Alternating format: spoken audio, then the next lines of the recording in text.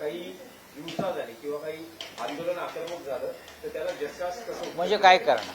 जशास कसं उत्तर? हे जे बोलतायत ना हे सगळे मूळचे काँग्रेसवालेच आहेत आणि रात्रीच्या अंधारामध्ये देशाचे गृहमंत्री पुण्यामध्ये उतरलेले आहेत आणि त्यांच्या विरुद्ध आंदोलन करायला लोकांना काय वेळ लागलाय का? त्यांचे हात या देशातल्या विद्यार्थ्यांच्या रक्तानं माखलेले आहेत. खरं म्हणजे त्यांना पदावर राहायचा अधिकार नाही. गेले 10 दिवस संसदेचं अधिवेशन सुरू आहे दिल्लीत. अमित शहा एकदाही संसदेच्या सभागृहात आले नाही आणि हे बाहेर पुण्यात भटकत आहेत. हे लोकशाहीचं दुर्दैव आहे. तुम्ही देशाचे गृहमंत्री आहात.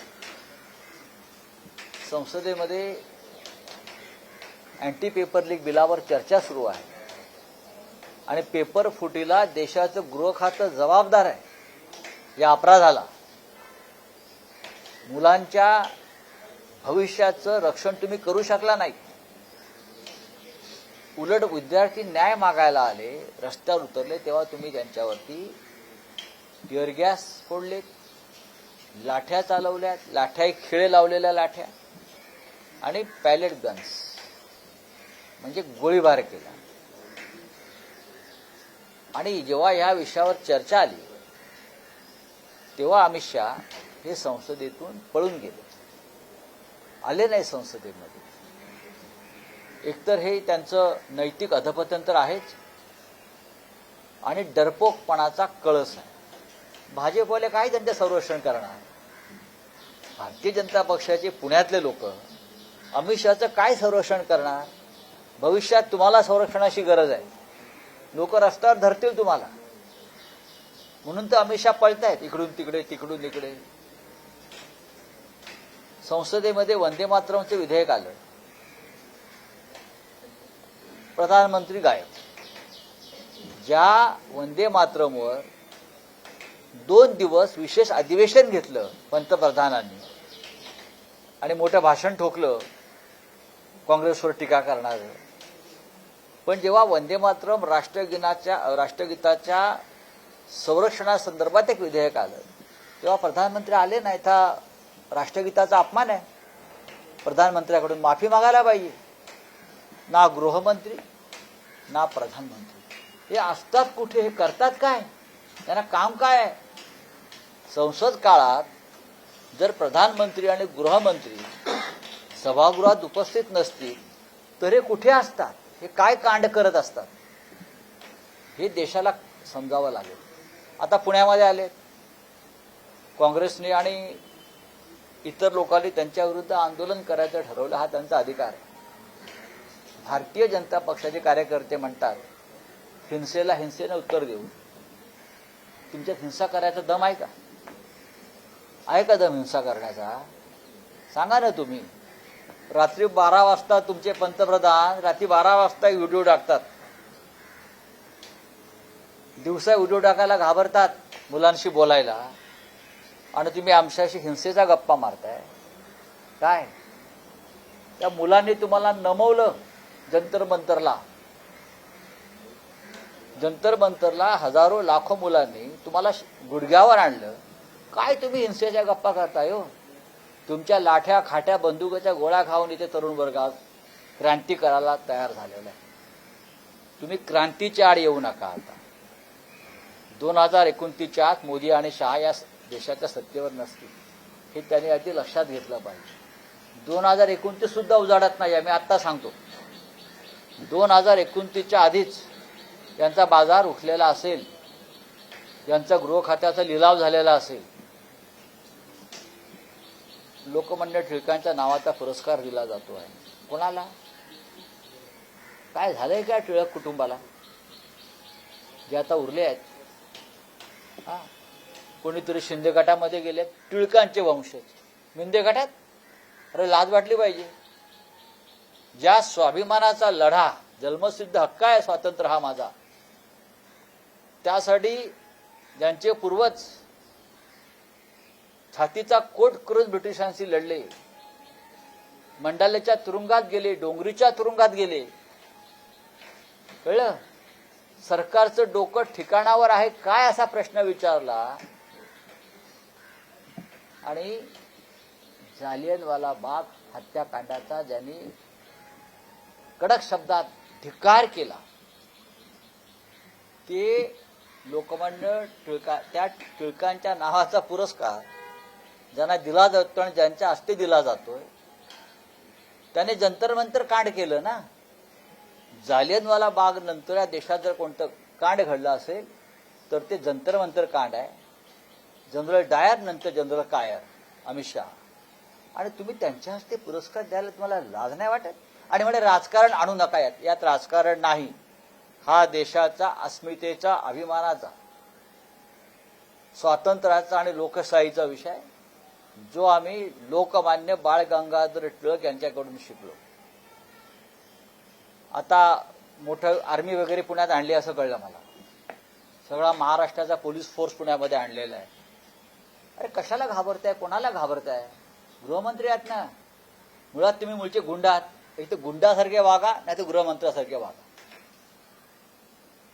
तुम्ही मूळचे तडीपार गुंडात, मग गुंडाने गुंडासारखं वागावं किंवा मग गृहमंत्री आहे तर गृहमंत्र्यासारखं वागावं. जनतेशी संवाद साधा, बोला जनतेशी. आम्हाला लोक गुंड म्हणतात, आम्ही गुंडासारखे वागतो. आम्ही सत्तेत असल्यावर सत्ताधाऱ्यांसारखे वागू. एक प्रश्न आहे की पंतप्रधानांनी काल रात्री देखील एक व्हिडिओ बनवला आणि सगळ्या मुलांना माफ केलं. हे कोण माफ करणार? शिव्या घातल्या म्हणजे माफ केलं. नाही नाही नाही, हे बघा, एक लक्षात घ्या, हा ही त्यांची आणखीन एक शरणागती आहे.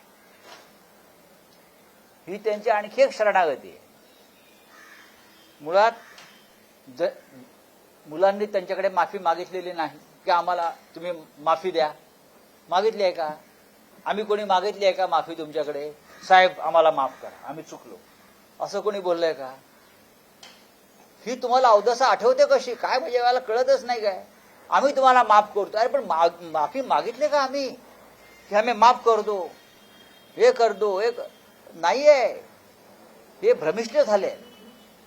या देशाचे प्रधानमंत्री आणि गृहमंत्री हे भरकटले आहेत मनानं आणि विचारानं. त्यांनी त्यांचे सल्लागार बदलायला पाहिजे.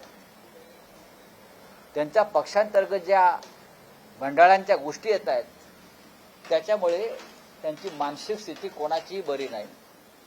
माफ करताना मग शेकडो मुलांचं चारित्र्य कशाला तपासताय? तुम्ही या गुन्ह्यामध्ये होतात, तुम्ही त्या गुन्ह्यामध्ये होतात. आता चंद्रकांत दादा पाटील दगडाचे ठसे घ्यायला गेलेले आहेत. हा, त्यांनी तिथे क्वारी काम सुरू केलेलं आहे. 4 ट्रक घेऊन गेलेत, मला कोणतरी म्हटलं.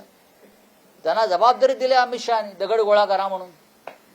चंद्रकांत दादांना कोथरूडचे कार्यकर्ते पाठवले त्यांनी. दगड गोळा करणार, मग ते लॅबमध्ये आणणार आहेत. दादांना स्वतःची जबाबदारी दिली आहे. फिंगरप्रिंट चेक करायची, मग ते आधार लिंकला जोडणार. कोणी सांगितलं तुम्हाला सगळं? त्याच्यामुळे त्यांना चंद्रकांत दादा पाटील यांच्यासारखी जी महान वैज्ञानिक संशोधक डॉक्टर अब्दुल कलाम मागे पडलेले आहेत. डॉक्टर अब्दुल कलाम मागे पडले. विसरतील लोक आता डॉक्टर अब्दुल कलामना. यापुढे डॉक्टर अब्दुल कलाम नंतर हे चंद्रकांत पाटील यांना संशोधन व विज्ञान क्षेत्रातला सर्वोच्च जागतिक पुरस्कार देणं गरजेचं आहे. नाही पण राऊत साहेब, पंतप्रधान असं म्हणतात की या आंदोलनामध्ये युवकांनी त्यांच्या विरुद्ध आणि त्यांच्या आई विरुद्ध आक्षेपार्ह भाषा वापरली. तुम्ही वापरली ती याआधी. त्यांना योग्य मार्गदर्शन तुम्हाला सुद्धा खरं म्हणजे तुम्हाला मानस उपचार तज्ज्ञाची गरज आहे प्रधानमंत्र्यांना. बरोबर ना? मी सांगतोय ना तुम्हाला. आपण कोणाला तरी जर्सी गाय म्हणाला होतात, आपण कोणाला तरी 50 करोड की गर्लफ्रेंड म्हणाला होतात, आपण अजून कोणाला काय काय म्हणाला होतात. त्याच्यामुळे तुम्ही दुसऱ्यांची आई बहीण काढलीत ना, हे विसरताय तुम्ही. तुमच्या अंगावर आल्यावर कोणीही तुमच्या आई बहिणीवर गेलेलं नाही. भावनांचा उद्रेक होता. ज्या पद्धतीने हा देश चाललेला आहे आणि चालवला जातोय याला झुंडशाही हुकुमशाही म्हणतात. त्या हुकुमशाही विरुद्ध जर पोरं रस्त्यावरती आली असतील आणि ह्याच मुलांच्या मदतीनं 2014 साली तुम्ही सत्तेवर आला होता, या जैनजींच्या मदतीनं, हे विसरू नका. कोणी तुम्हाला शिव्याबिया घातलेल्या नाही. राज्यकर्त्याला त्याच्या लायकीनुसार लोकांकडून आदर, प्रेम आणि शिव्या मिळत असतात.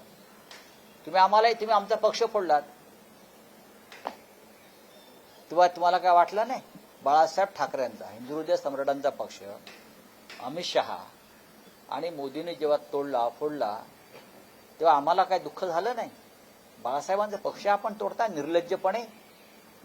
शिव्या काय? या काही शिव्या नाहीये. महाराष्ट्राची जनता तुम्हाला रोज शिव्या घालते. हा बोला. पुण्यात जेव्हा अमित शहा येत आहेत तेव्हा त्यांच्या स्वागताच्या होर्डिंगवर त्यांचा उल्लेख देशाचे चाणक्य असा करण्यात आला. भाजपने ही सगळी होर्डिंग भाजपनं होर्डिंग लावणं ही लाचारीचं टोक आहे. राष्ट्रीय स्तरावर काय चाललं, मुलांची डोकी कशी फुटली, मुलींच्या कपड्यांना कसा हात घातला, याच्याविषयी भाजपला काय ज्ञान आहे का माहिती घेतली आहे का? भ्रष्टाचाराचा पैसा प्रचंड आहे, लुटलेला पैसा आहे, खड्ड्यातला पैसा आहे. होर्डिंग लावताय चमचेगिरीला. अमित शहाना लाज वाटली पाहिजे. पुण्यात येताना संसदेमध्ये तुम्ही येत नाही, मुलांवरील हल्ल्या संदर्भात माफी मागायला तयार नाही आणि माफ करताय. तुम्ही माफी मागा ना आधी. बरं, चाणक्याचा जरा अभ्यास करावा त्यांनी. हा, ती त्यांनी जी शेंडीला गाठ मारली होती ना, हा, त्यांची शेंडी धरून आता कुठे काय होणार आहे ते बघा तुम्ही. कुंभमेळ्याचं आयोजन होतं आहे, नाशिकमध्ये होणार आहे, पण त्या कुंभमेळ्याच्या आयोजनावरून महायुतीच्या 2 नेत्यांमध्ये जोडलेली आहे. छगन भुजबळ यांनी थेट आरोप केले गिरीश महाजनांवर की कशा प्रकारे जे खड्डे पडलेले आहेत त्या खड्ड्यात प्रकरणावर हे जबाबदार आहेत, जर सरकार जबाबदार आहे. 4 बळी गेले. आज सामनाचा अग्रलेख आपण वाचा. नाशिकमध्ये 4 बळी गेले खड्ड्यात आणि 550 लोक त्या खड्ड्यांमुळे जायबंदी झालेले. कोण जबाबदार आहे? नाशिकमध्ये सत्ता महानगरपालिकेत कोणाची आहे? भाजप आणि मिंध्याची आहे. संपूर्ण महाराष्ट्रात खड्ड्यांचं साम्राज्य आहे. असंख्य लोक खड्ड्यांमुळे मरण पावली. काल नांदेडमध्ये 2 घटना घडल्या. छगन भुजबळ जे म्हणतायत की याला जबाबदार कोण, याला जबाबदार भुजबळ पण आहेत ना. सत्तेमध्ये कोण आहेत? तुम्ही सत्तेमध्ये आहात. गिरीश महाजन हे चंपतराय आहेतच बरं का. त्यांची भूमिका चंपतरायची आहे, लुटायचं. आता कुंभमेळ्याच्या दानपेट्या हे लुटणारच आहे, सगळ्यांना माहिती आहे. कुंभमेळ्यातला जो धार्मिक उत्सव आहे हिंदुत्वाचा, ते काय यांना प्रमुख केलाय देवेंद्र फडणवीसनी? 25% गोळा करायला.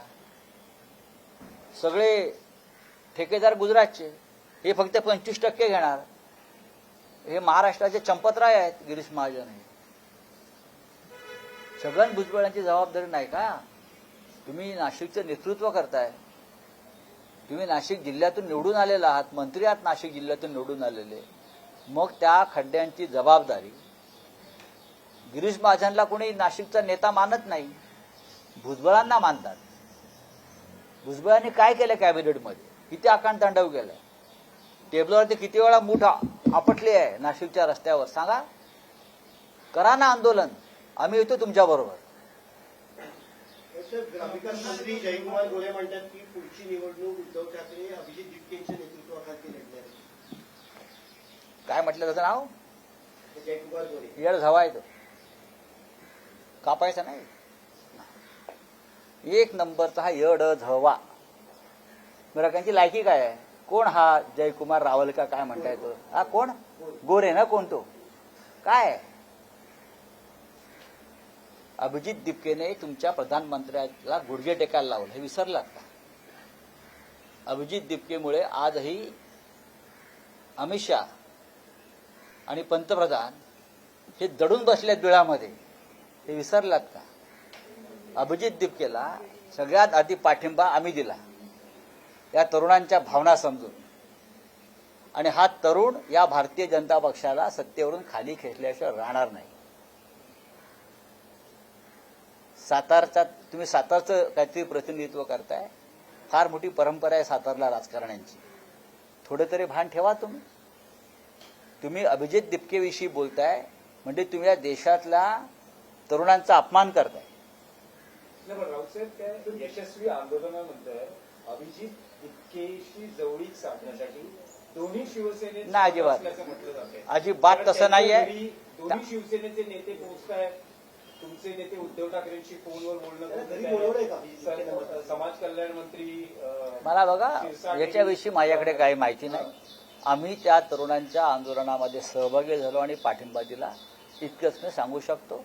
जेव्हा जेव्हा अशा प्रकारच्या भूमिका घेऊन तरुण वर्ग रस्त्यावरती उतरेल तेव्हा शिवसेना त्या तरुणांच्या बाजूने उभं राहील. त्याला मातोश्रीवरती अभिजित दिपकेंना मातोश्रीवरती बोलवलंय का? अभिजित दिपकेंना मातोश्रीवर बोलवलंय का? साहेबांनी हल्ला करून पुन्हा दोघांना मारले आणि धर्म विचारून ते मारलेलं आहे. पुन्हा एकदा हल्ला झालाय. बोलिए बोलिए. सर, जम्मू कश्मीर के कुलगांव में जो है 2 मजदूरों पर अटैक हुआ है, की मौत हो गई, घायल हो गए, क्या कहना ये सवाल आपने जो पुणे में देश के गृह मंत्री आए हैं, रात के अंधेरे में लैंड हो गए हैं और भारतीय जनता पार्टी के लोगों ने उनके स्वागत के बड़े बड़े बैनर्स लगाए हैं कि देश के चाणक्य का पुणे में आगमन हो गया है. ऐसे बैनर्स होर्डिंग बड़े बड़े लगाए हैं. ये सवाल जो है गृह मंत्री से पूछना चाहिए जाकर कि 2 लोगों की हत्या फिर एक बार हुई है.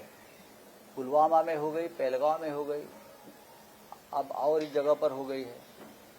गृह मंत्री इस पद पर रहने लायक व्यक्ति अब नहीं है. वो गृह मंत्रालय नहीं चला रहे, वो एक गैंग चला रहे हैं वहां बैठकर. वो गैंग व्यापारियों की है, वो गैंग गुंडों की है, वर्दीधारी गुंडों की है और अपोजिशन को खत्म करने के लिए वो काम कर रहे हैं.